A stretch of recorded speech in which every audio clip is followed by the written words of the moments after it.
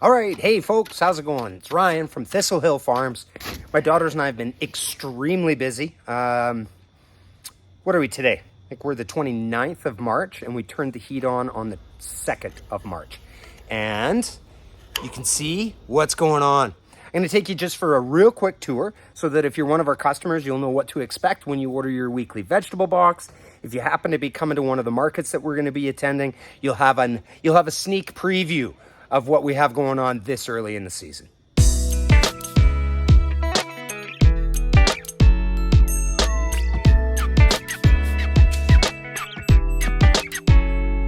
All right, folks, here we have our Easter egg radish blend. We have an entire row of these in here. There's 6 or 7 different varieties of radish in here, so they give a really nice, we've got a yellow one in there, your typical reds, the pinks, the purples, the whites. It's so nice. This here is our loose leaf blend, and this bed, I don't know that I've ever had this, the seeds come out of the cedar this nice. It just looks absolutely gorgeous. Within 2 weeks, this is going to be up enough to start cutting.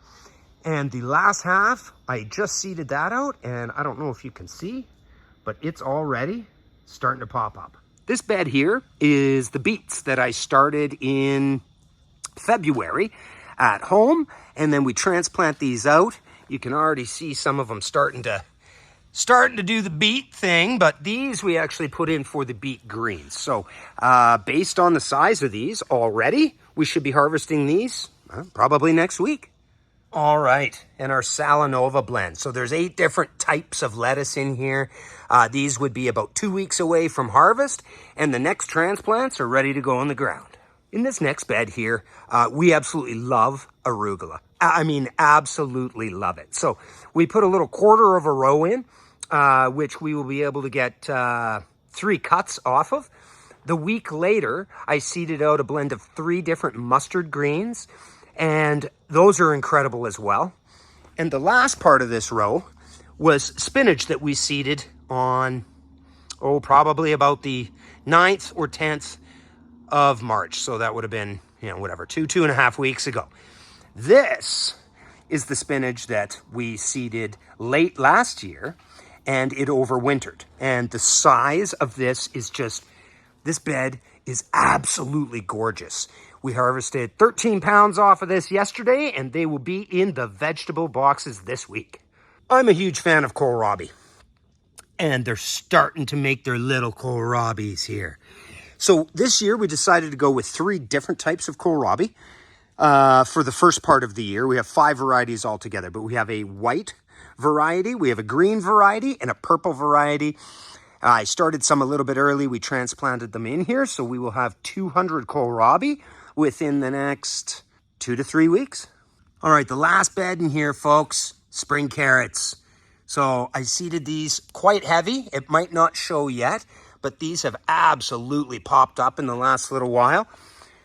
We have this entire bed and then another half bed of carrots, and those should be ready within the next 4 weeks. Okay, over here, this is, I think, the last thing that we have for harvests in here. I've got a bunch of different types of onions. Over here, we have the cipollini onions. They are round, but very flat. They're a Italian gourmet. So we have 3 different types of those. And then in this bed here, we have pearl onions. So those will get no more than a golf ball size. We have purple and white of those. And we also have some green and purple spring onions.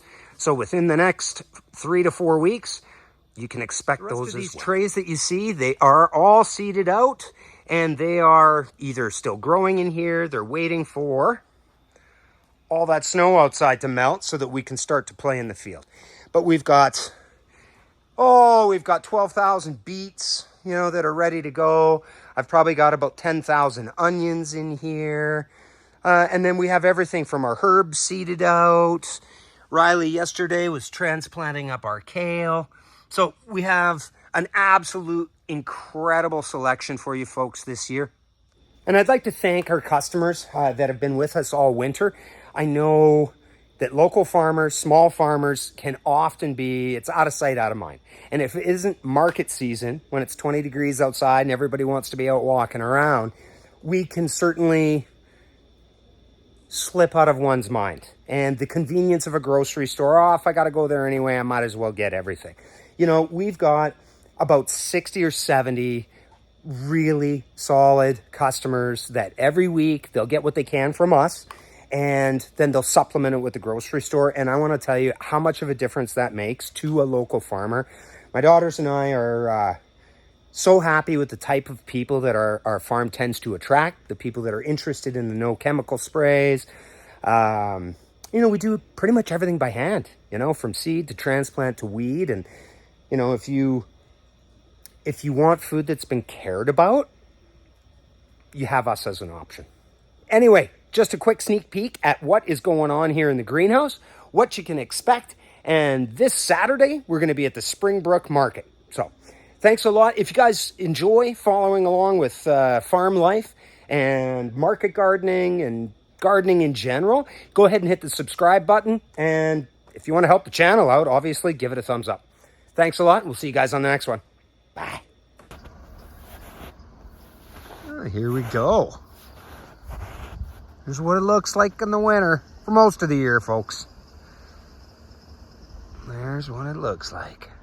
Looks like we've had a deer through here. And over here looks like a bunny. Then it's got the little 3-spotter there. Doot.